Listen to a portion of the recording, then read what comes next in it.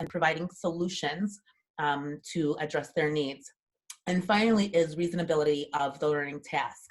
I know that everybody is strapped right now. We are struggling to keep up all of the pieces across the country. And many of you know, even in my own house with my range or age range of kids. That being said, I want to make sure that we are being reasonable in what we're asking both of our families as well as our students, and what data do we need to rely on as we answer that question for ourselves and for our schools. So let's dive into each one of those, okay? The first one is the DEAR. DEAR is, how are we distributing resources? How are we distributing and allocating the funds, additional funds that we currently have? I think it's incredible. It is essential. I can't even say that it's important. It is essential that one of the first pieces of data that we look at is how the budget is being spent, okay? There is no better data to be mined than the gap between the real needs of the student demographic in the district and school community that you serve, and the way dollars are filtered and funneled to each of those groups' needs. I will tell you very upfront, most of you, if you've ever worked with me or with any of the consultants, bilingual consultants in our organization, you know that to those who have greater needs and who are typically on the losing side of the educational and budget funding sort of equation, we should be considering how we are allocating and distributing funds and resources to them first. Our job as educators, particularly as allies and advocates to education and democracy, is first and foremost to close the gap, particularly for those students and those student groups, including our multilingual learners, who are typically on the losing end. So if we are allocating tons and tons of resources, tons and tons of money, tons and tons of devices and tools that are English only, that are all designed with an L1 proficiency in mind of only English, right? Your L1 is only English, and that's all the tools, all the resources that we're allocating. We are only increasing the equity gap and the equity challenge for our district. I think there's many different ways, particularly for those of us that are in director or teacher leader positions, to ask about how we're allocating our resources, how we're allocating our funds to make sure that we're allocating funds and distributing those funds in a way that reaches those students and those student voices that are typically on the losing side of the formula. But I don't think it's a question that we can avoid. I think it's one of the most important questions that we need to ask in terms of looking at data. How are we distributing and allocating both funds and resources to those student groups who are typically on the oppressed or silenced or underrepresented side? I think one of the things that that funding sort of allocation, that resource allocation needs to be analyzed for is really thinking about who are our student demographics, what are our numbers. For some districts, we have anywhere from, 17 to 32% language learners. And when I look and I see that 30% of the district is being, or 30% of the student demographics served by the district are language learners, and yet resources haven't been allocated in a way that matches that need and represents that need, I automatically know that there's a gap in terms of how I'm strategically planning for the needs of my students in the community that I serve. I think one of the other really important questions that we have to ask ourselves when it comes to distribution and allocation of resources is a capacity building gap. Right now, the majority of our gen ed teachers, our general education teachers, lack the formal education and training and professional development to really meet the range of needs and very diverse needs of our language learners. And we're going to have to think about that. It's not that this training and this support, these capacity building efforts were never needed. They were always needed. But right now, because of the way things are structured and the reality of this current pandemic, it's exposing that gap in the training for our general education teachers and in the staffing that we have for our school districts. And so I want everybody to be really mindful of that. There are districts that are further ahead of the curve in terms of building their capacity to be able to navigate the technological tools that they're leveraging and to navigate the digital divide. But that's not the extent of the capacity building efforts and the sort of the quality and effectiveness of them being able to engage students in meaningful learning. And I want people to take a very hard look at how we're ensuring that as we support teachers in their ability to use the tools, the stuff, that we don't prioritize the stuff, the practices, and the needs of students, because that's not going to help us in the long run. In the long run, our focus on things will forsake our students in an effort to do a one-size-fits-all. So let's make sure that we are not doing that and that we are taking stock and we are collecting data around how we're supporting educator quality and effectiveness to both meet student needs as well as utilize the tools, digital and non-digital tools, to meet those needs. Okay, I want to pause there because most people don't really expect me when we have data conversations to start with opportunity conversations, right? For many of us that work around issues of equity, we know that achievement gaps are not necessarily rooted in achievement gaps. They're rooted in opportunity and resource gaps. And so I want to stop there really quickly. Please, if everybody will take just one moment to think about this first bucket of data, the D and DEAR, which is distribution and allocation of resources, and take an opportunity, if you are so brave, to jot down one thought, idea, aha, that's resonating for you. So I'm gonna hold off and give everybody an opportunity to do that for about maybe, I don't know, 2 American minutes, not Caribbean minutes.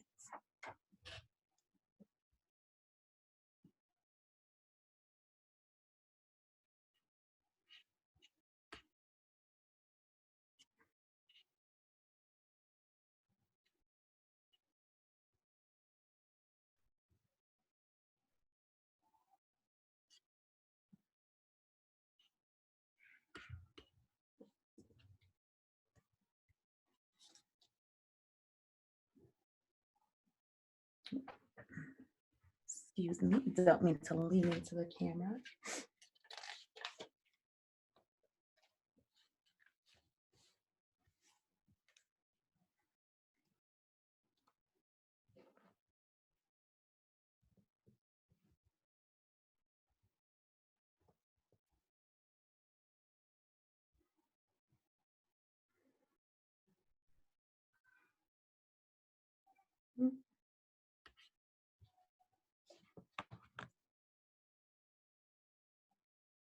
And while you all are reflecting, I'm getting technical support as always.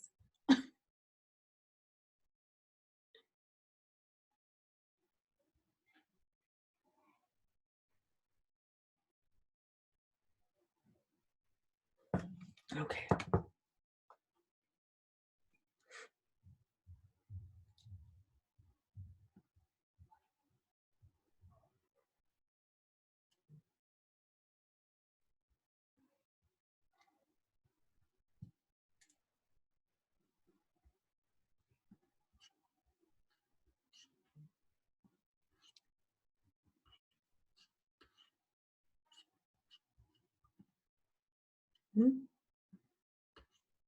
Okay.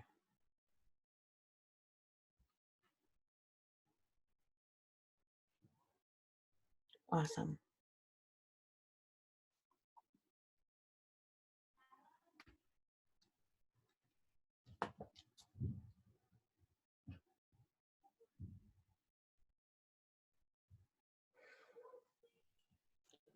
Okay, about 15 more seconds for anybody that wants to add their thoughts, aha, wonderings about this first critical piece of data.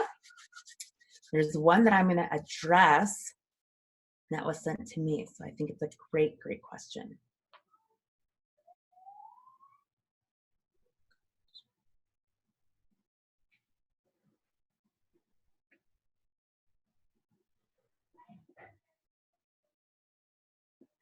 Okay.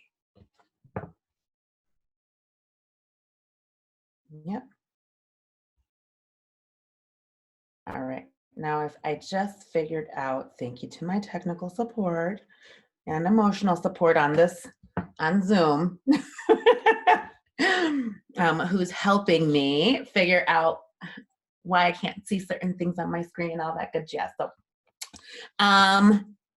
there are a couple of pieces that I want to make sure that I address really quickly. Give me 1 second as I read this last little comment.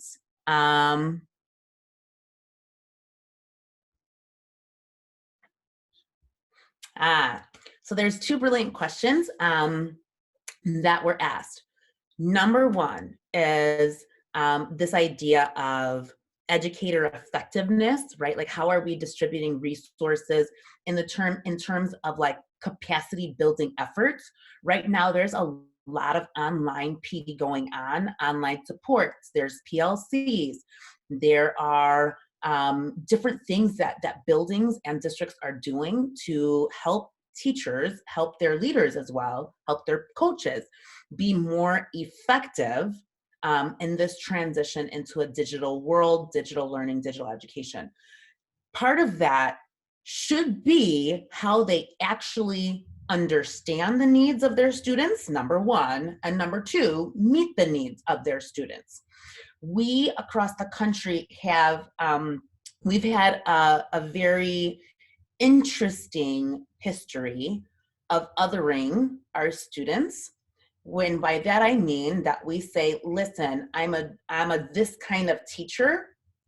That's not this kind of student. You take this student and you fix them. And when you're done fixing them, you can bring them back into my room. That is not what education was intended to be. And yet we have allowed that for a number of reasons and a number of different spaces and places for a long time. Because of that, many of our teachers simply haven't had the opportunity to learn the tools and learn the needs in a way that makes sense for them. It is a training gap for many teachers that is coming to the surface because we have specialists, we have bilingual teachers, we have ESL coaches, we have whatever it is that we have. But now more than ever, this idea that, okay, great, right? We need to have these specialists in the building. We need to have these specialists as part of the system, right? The educational system. But our students are language learners or multilingual learners all day long. Okay, they are multilingual learners from the day they walk in the for the moment they walk in the building or wake up in the day, in the current case, to when they leave the building or they finish their school day or their day ends. And now more than ever, it's showing the gap. We can give them 30 minutes. We can give them whatever their minutes of service or instructional time with the specialists are, but their main point of contact are their gen ed teachers that need to have a bank of tools that help them to be successful in meeting the range of needs. And our teachers simply have not had the opportunity across the country in a very systematic way to be able to do that, okay? So I wanted to make sure that I had that, that I addressed that piece because that was one of the questions for this first piece of the acronym, right? Distribution and allocation of resources, not just financial resources, but also tools, capacity building efforts, and staffing resources, okay? There's been a couple of other questions or issues that have come up, and I'm gonna ask because those are, some of them are based on state allocations, state recommendations, some nuances that are connected to policy level stuff. And if you email us with those questions, at info@tajulearning.com.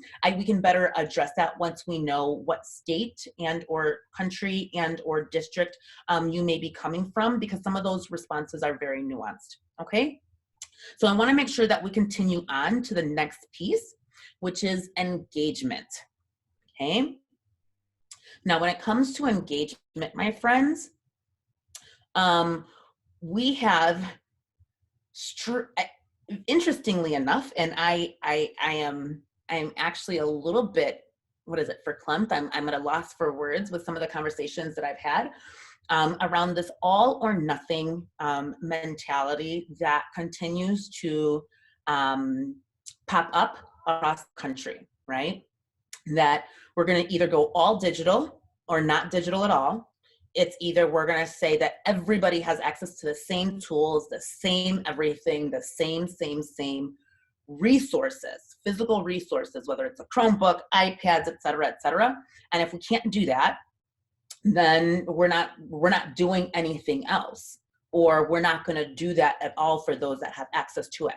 That's not what equity is about, okay? I don't want us to see access and meaningful engagement as all or nothing, because there is very little that is all or nothing in our current situation, okay? Your families have access to a range of things that can help them meaningfully engage in rigorous learning and in the meeting of all of their goals, okay? Now, there's a couple of sources that you can use. Now, obviously, if you have something like Google Classrooms or you have Zoom or whatever the case may be, you can look at login information. I want us to look at that, but not solely depend on that, because that is a quantifiable data source, right? It's how much. It is not the level and degree of engagement that's just going to tell us who is currently physically engaging, not mentally engaging, okay? I want us to also really think about collaboration meetings. We should be allowing schools and all of our teams meaningful opportunities to collaborate with their grade level peers, with their specialists, with multilingual resources and staff, with people that have access to the home language of all of our families, in order to make sure that every student is getting what they need and is not simply falling through the cracks in a one-size-fits-all approach. And the other thing is that we should be allowing and accepting a range of student work samples. I have been very upfront with my own children's schools, as well as with the schools from all over the place that we partner with, that one size fits all doesn't work when we have such hyper diversity, particularly in the multilingual community. And so if what a family is able to meaningfully engage with is a reading and doing artwork and writing stories about that and engaging in oral histories, et cetera, if they can provide samples of that and talk through, right, via phone, evidence of the fact that they're engaged in that learning, and then my good friends, that student work sample and the feedback that that teacher gives to their students is absolutely priceless data and information. Finally is like check-ins. Right now, one of the most concerning pieces of data that's coming up for a number of schools that we support all over the place, right, is the number of students that have simply gone MIA. We simply have not heard from them. We don't know.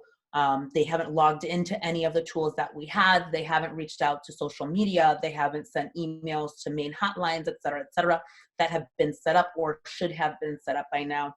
And it's very, very concerning that there's such a large number of those students that have gone MIA in the multilingual community. That is one of the first things when we think about, like, how do we need to shift to make sure that we are maximizing learning time for our multilingual families. First of all, knowing who do we have track of? Who have we connected to? Who having data around where our kids are, what they have, and what challenges they currently have is absolutely critical.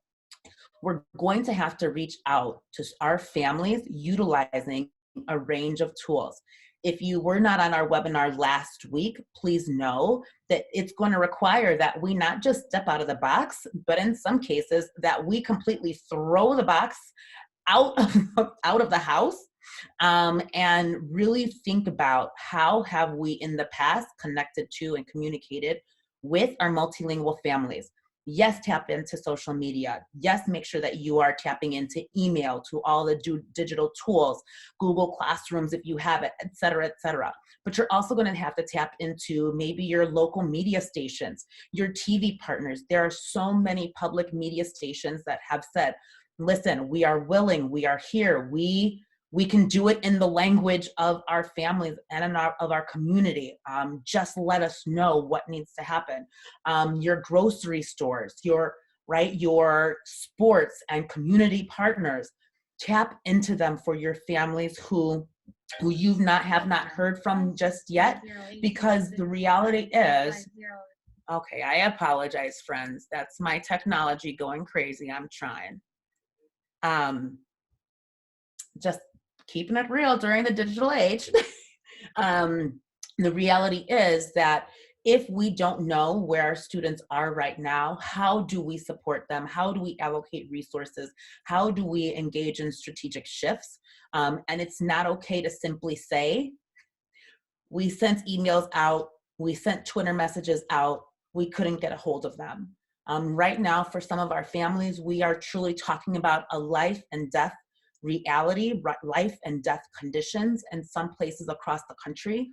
And so we absolutely have to prioritize who do we know is okay, and they don't have the tools, and who do we know is still missing in action, and who or what partnerships can we formulate to begin to reach out to those families meaningfully, to engage them.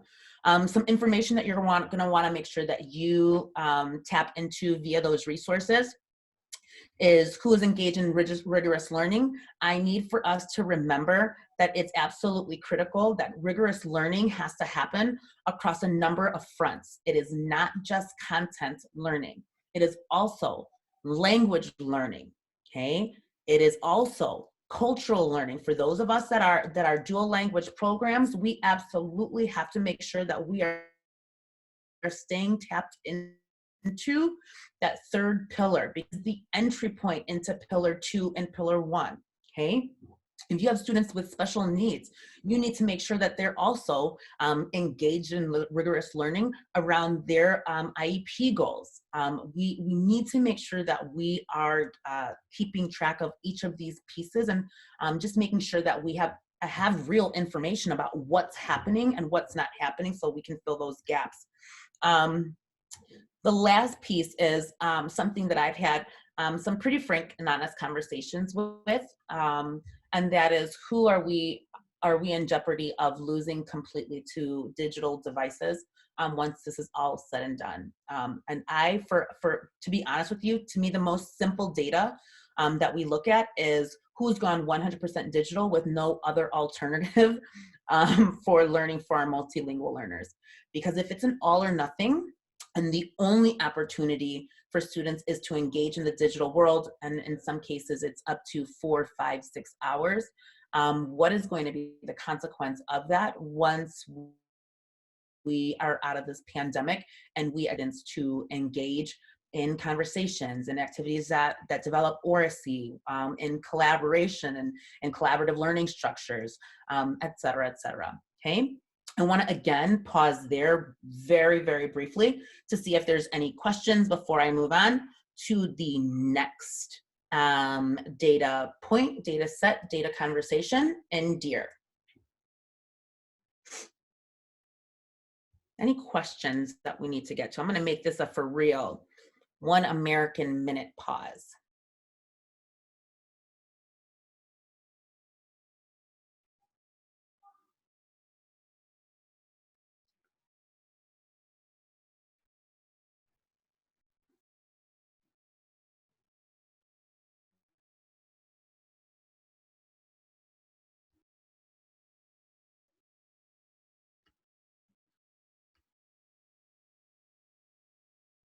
Mm,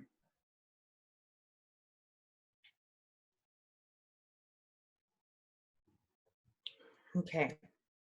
So we're getting some really great comments and questions in the chat box. A couple just to me, a couple to the group. I will tell you, I think having full school hours in virtual classrooms is really a challenge because it doesn't necessarily reflect the research that we know about students' attention spans, et cetera, et cetera. More than anything, I think making sure that you understand the conditions that are in your students' homes and catering your schedule, even if it's still agreeing to a minimum number of hours of instructional time utilizing the platforms that you have, but making sure that it's broken up so that your students, when they're on, they're just not there, which happens a lot, but that they're mentally engaged in meaningful learning, and thoughtful critical thinking that's going to help them problem solve real challenges that keep them sharp as a learner, and engaged as a learner, to be honest with you. I know that this is a lot to think about. There's a couple of questions that have come up. There's one in particular that I want to just address really quickly before I move on to the A. And that's this idea of loss to a device.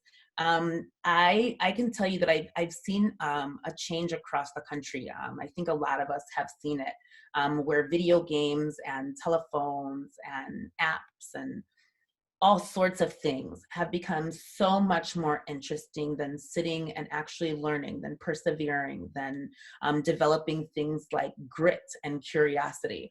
What's the need to be curious if I can just look everything up on my own and get an answer, whether or not it's the truth or a version of truth that I believe or not. And so I want everybody to think about that. Yes, we are in a time of necessity for digital tools. I just wonder if in some cases, as we shift in some districts, in some countries, in some spaces, to a fully digital solution, are we partnering that with an ability to develop real critical thought, meaningful engagement with learning, not just clicking the right answer of multiple choice, and an opportunity to both expand students' perspectives and develop their own new perspective and their own meaning, so that then that access really does create education and educational access to them beyond the walls of school. Okay? All right.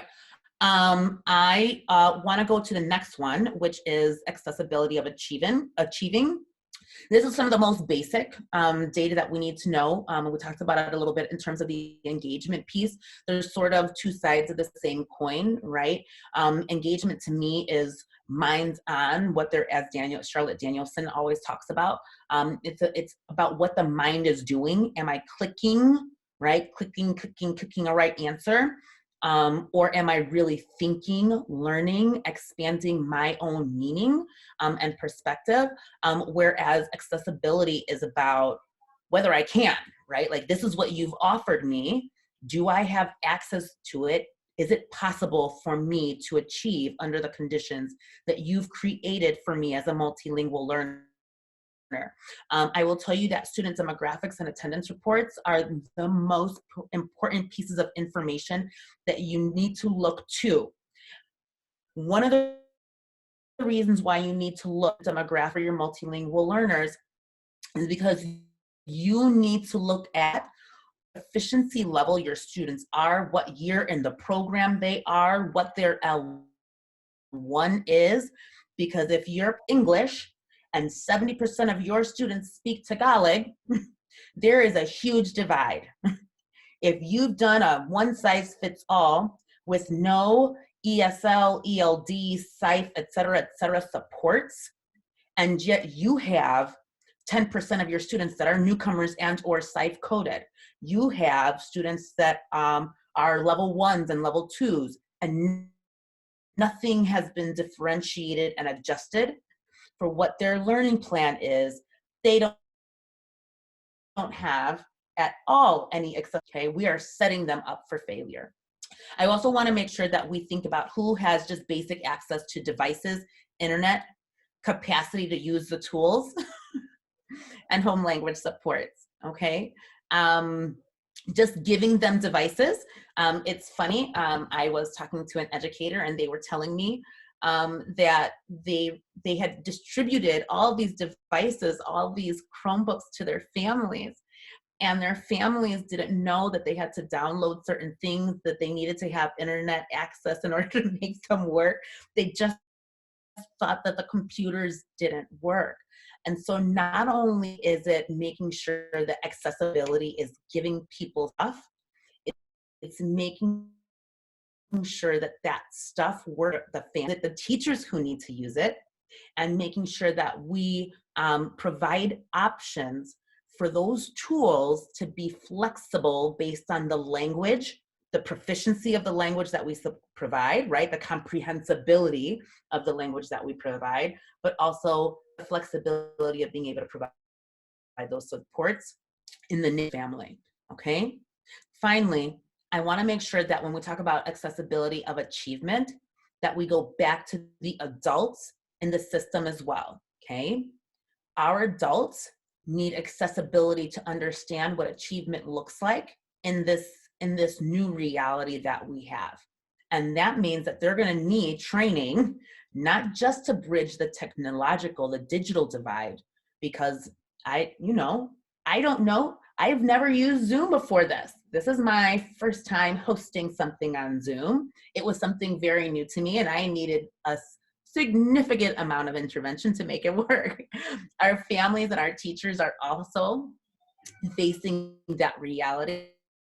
But again, I want to make sure that assessment gets to the nuts and bolts of what it means to provide quality learning to multilingual learners across content, language, culture, and other goals that they may have and need as part of this shift, okay?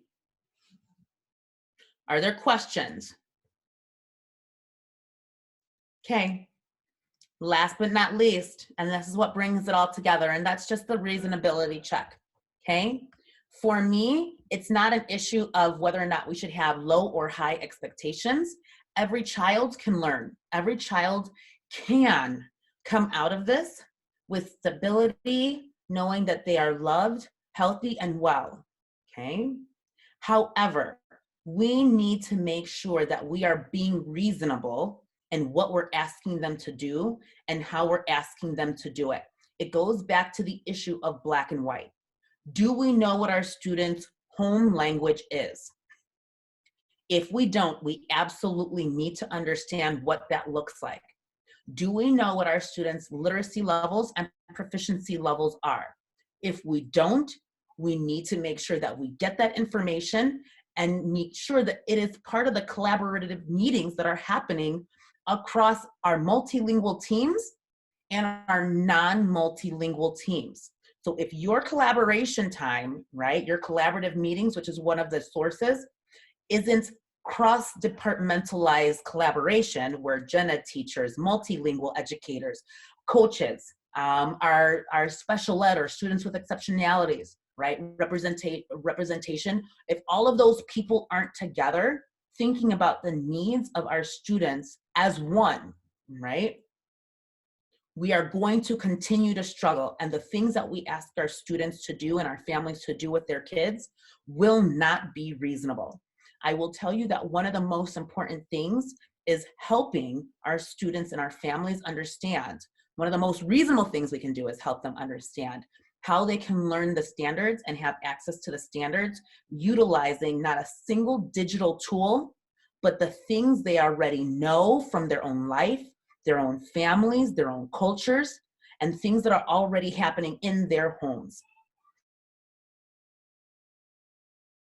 If they're playing games, they can be learning patterns, they can be learning critical thinking, they can be making inferences, they can be writing about those games, okay? Learning about fractions, they can be learning about chemical changes, They can be doing all these things, but they're going to need guidance from us allies and our most fierce advocates for our multilingual learners to understand the options to make learning more reasonable and connected to our students, but only if we know who our students are, okay?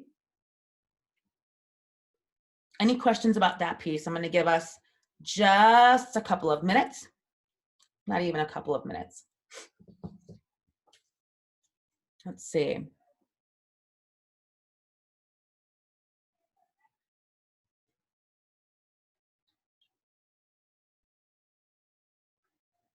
Okay.